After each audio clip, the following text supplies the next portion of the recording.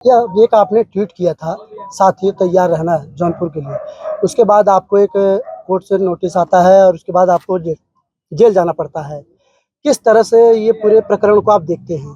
देखिए, चुनाव लड़ना तो तय था, वो एक अलग विषय है। ठीक है, वो लोकतांत्रिक प्रक्रिया है, वो चलती रहेगी। और न्यायिक प्रक्रिया, अभी हमारा मामला न्यायपालिका में अपील पेंडिंग है, इसके उस विषय में बात करना नहीं उचित नहीं। राजनीतिक मसलों पे आप बात करिए, जो चीज सबजुडिस है उस पर बात न की जाए। जौनपुर का कितना समर्थन आपको मिल रहा है?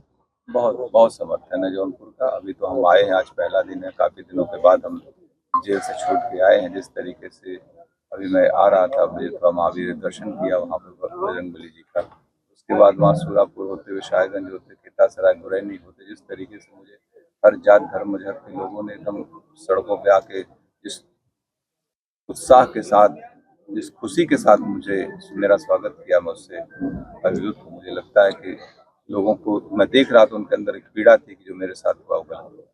जिस दिन बेल हुई, पहले अभय सिंह जनपद जौनपुर में आए थे, उन्होंने तमाम कटाक्ष आपके प्रति बोले। उन्होंने नॉर्थ ईस्ट इंडिया का डॉन तक आपको कह के यहाँ से चले गए।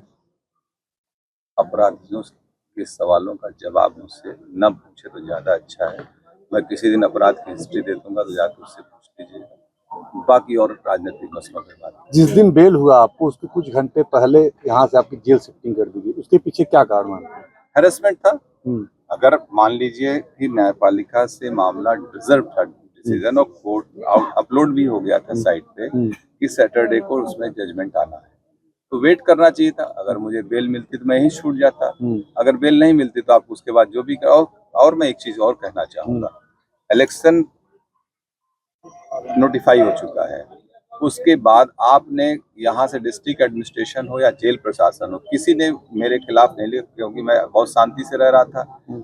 और उसके बाद आप जो है आनंद फानंद मेरा स्थानांतरण कर दे रहे हो शासन स्तर से। इलेक्शन कमीशन से भी परमिशन नहीं ली गई, ना उसे इंटीमेट किया गया। मेरी पत्नी यहाँ से चुनाव लड़ रही थी, मैं चुनाव कौन सा प्रभावित कर रहा था? यहाँ पर जबरदस्ती उठा के मुझे भेज दिया गया यहाँ से 550 किलोमीटर दूर। आखिर 4 दिन बाद हम छूट के आए।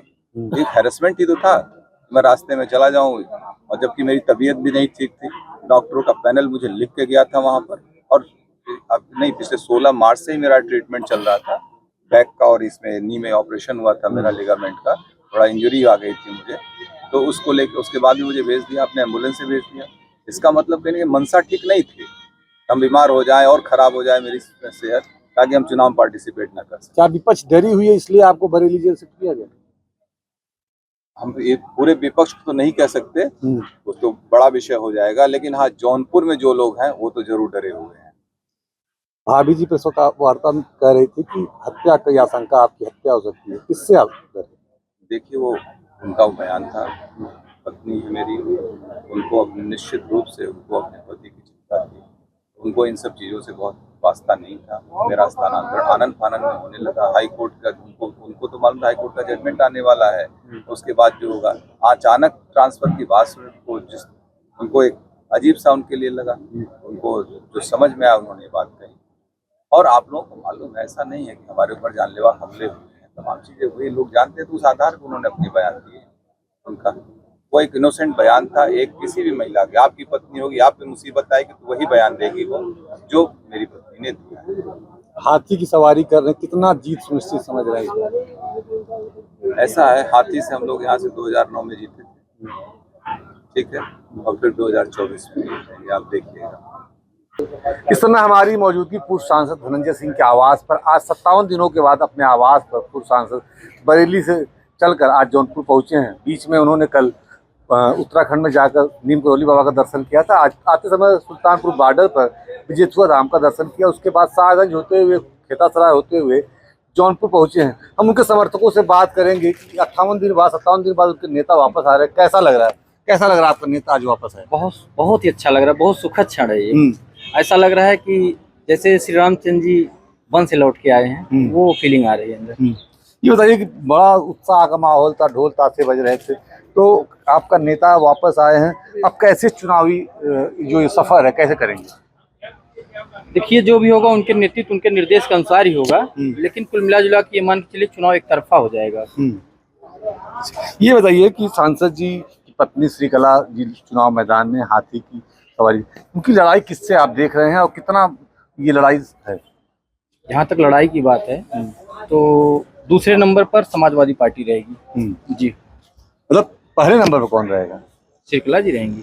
मतलब आप भाजपा को तीसरे नंबर पे? बिल्कुल रहेंगे, बिल्कुल। आप देख लीजिएगा, हम फिर 4 जून को मिलेंगे, आप देख लीजिएगा। तीसरे नहीं रहेंगे तो आप बात करिएगा इस विषय पे। अच्छा, क्या है चुनावी रणनीति? वोट किनका वोट हमको मिलेगा आपको, मतलब?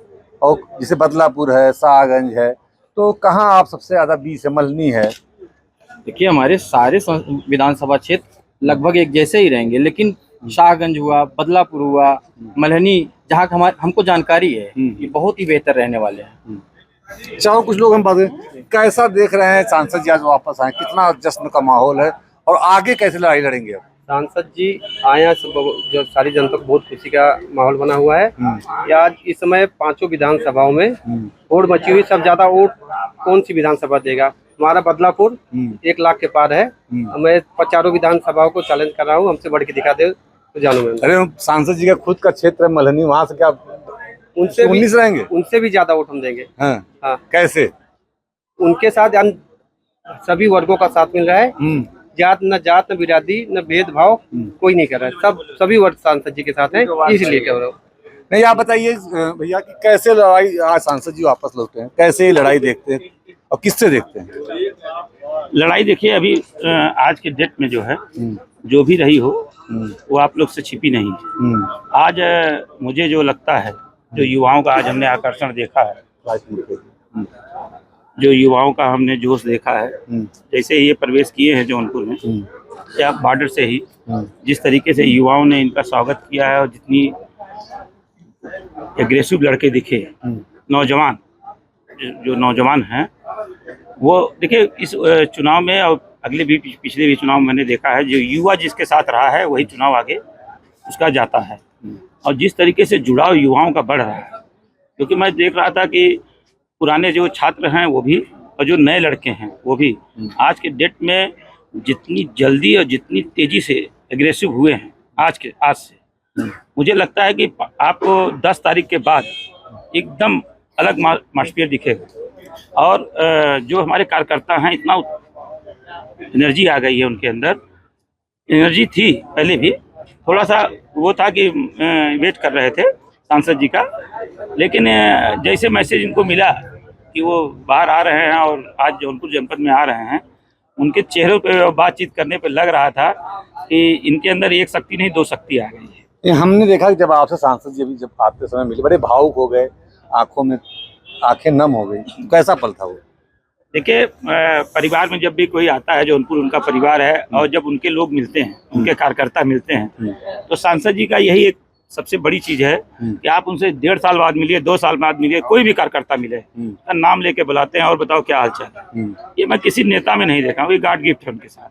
58 दिन बाद आपके नेता वापस आए हैं। सांसद जी कह रहे थे कि हमें हरासमेंट किया गया जिला प्रशासन के द्वारा, हमारा जिस दिन बेल होने वाला तो उसके कुछ घंटे पहले हमारी बेल शिफ्टिंग कर दी गई। कैसे देखते हैं?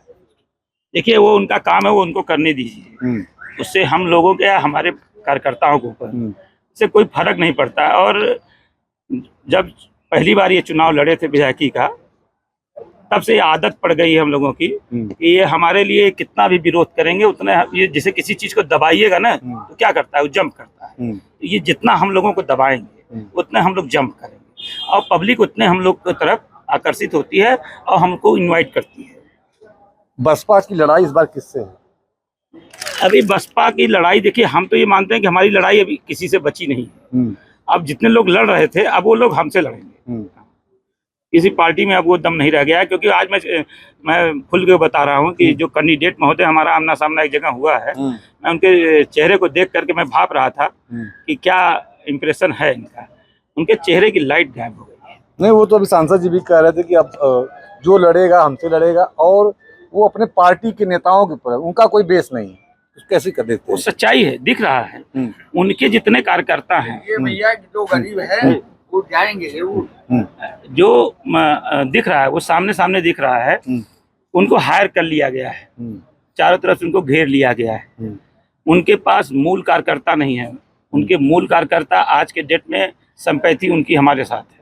तो जौनपुर की संपत्ति की आपको, आपकी पार्टी को, आपके नेता को मिल रही है? मिल रही, खुलेआम मिल रही है। कुछ लोग और हम बात करेंगे कि बताइए कि सांसद जी वापस आए हैं और कैसे युवा वर्ग सांसद जी से डायरेक्ट जुड़ा हुआ है, इसको कैसे देखते हैं? देखिए, हमारे साथ जो ये सांसद जी हैं, ये हमेशा युवाओं में इसलिए लोकप्रिय है कि ये उनके साथ कंधे से कंधा मिला के चलते हैं। जब भी कोई गरीब या मजबूर या किसी की मदद की जरूरत होती है तो उसमें सांसद जी पाए जाते हैं। जब सांसद जी पाए जाते हैं तो इस अवस्था में जैसे भी कोई भी गरीब हो या मजलूम हो, बेबस हो, कोई भी हो, वो सांसद जी को अगर पुकारता है तो उसकी मदद जरूर होती है, जिसकी वजह से हर युवा ये चाहता है कि हम उनसे जुड़ना चाह रहे हैं। इसलिए लगातार उनसे लोग जुड़ते जाते हैं और एक कारवां बनता चला रहा। आज सांसद जी के आने में इतनी खुशी युवाओं में है, जैसे हम लोग के मजहब में कहते हैं रोजा रहते हैं लोग, दिन भर का इस कड़ी धूप में, तो उसमें सांसद जी पाए जाते हैं। जब सांसद जी पाए जाते हैं तो इस अवस्था में जैसे भी कोई भी गरीब हो या मजलूम हो, बेबस हो, कोई भी हो, वो सांसद जी को अगर पुकारता है तो उसकी मदद जरूर होती है, जिसकी वजह से हर युवा ये चाहता है कि हम उनसे जुड़ना चाह रहे हैं। इसलिए लगातार उनसे लोग जुड़ते जाते हैं और एक कारवां बनता चला रहा। आज सांसद जी के आने में इतनी खुशी युवाओं में है, जैसे हम लोग के मजहब में कहते हैं रोजा रहते हैं लोग, दिन भर का इस कड़ी धूप में अगर रोजा रहते हैं, दिन भर रोजा रहते हैं और शाम को एक घूंट जब पानी मिलता है तो ऐसा लगता है हमारे शरीर में एनर्जी आ गई। उसी तरह आज हमारे इस सांसद जी को इस जौनपुर की धरती पे आने के बाद इस तरह की एनर्जी हम लोगों को मिली। सांसद जी को मसीहा क्यों कहा जाता है? जौनपुर जनता लगातार उनको मसीहा गरीबन के सेवा कर। सांसद जी को मसीहा इसलिए कहा जाता है कि जैसे आप भी जानते हैं, तमाम लोग यहाँ के लोग जानते हैं, जब भी किसी की मदद की जरूरत पड़ती है, चाहे गरीब के लड़की की शादी हो, चाहे गरीब के इलाज की जरूरत हो, या किसी गरीब को किसी भी तरह से कोई प्रताड़ित करता हो, अगर वो कहीं भी जाता है तो वो खाली हाथ जाता है। लेकिन अगर हमारे यहाँ पूर्व सांसद धनंजय सिंह के यहाँ आता है तो वो खाली हाथ नहीं जाता, उसकी मदद जरूर होती है, जिसकी वजह से वो गरीबों का मसीहा कहे जाते हैं। भाभी जी चुनाव लड़ रही हैं, कितना जीत आप लोग बसपा के लोग हैं, कैसे देखते हैं? सर, समाज की यारी, हाथी की सवारी इस समय सब पे भारी है। अच्छा, किससे लड़ाई है हाथी की? हाथी की किसी से नहीं लड़ाई, हाथी अपने आप में खुद नंबर 1 पे है और बाकी जो लड़ाई है सब इनसे लड़ाई लड़ रहे हैं। कोई लड़ाई लड़ने की हैसियत में नहीं है। ये 2 लोग आ गए हैं बाहरी से, बादा से आए हैं, एक महाराष्ट्र से आए हैं, एक लोग तो नाम नहीं लेना चाहते हैं, केवल इसलिए आए हैं, चुनाव लड़ने जीतने के लिए नहीं आए हैं। ये सोच रहे हैं कि हमारा किसी तरह से ईडी फीडी ना लगे और हमारी जांच पड़ताल में हमारा कुछ पैसा बच जाए, इसलिए आए हैं। क्या लोकल बनाम बाहरी हो गया क्या ये चुनाव? बिल्कुल हो गया है। जब बात होती है यहाँ समाज की सेवा की, दुख सुख में खड़े होने की, भैया जी जो है 2014 से लेकर 2024 तक किसी पद पे नहीं, फिर भी जब भी कोई बात आई है तो भैया जी खड़े मिले। यहाँ कोई नेता जौनपुर मिलता उलता नहीं है, इसलिए जनता पूर्व से विश्वास की है। अब की बार श्रीकला भाभी को दिल्ली भेजना है। धन्यवाद। ये थी जौनपुर की जनता जो अपने नेता से मिलने के बाद आज काफ़ी खुश थी और ढोल ताशे के साथ अपने नेता का स्वागत की। बात करें जीत की तो बसपा के जो उनके कार्यकर्ता हैं वो पूरी तरह से अभिभूत हैं कि इस बार हाथी 24 पे जौनपुर सीट से जीत हासिल करेगी। कैमरा पर्सन अभिषेक के साथ दीपक सिंह, न्यूज स्टेट जौनपुर।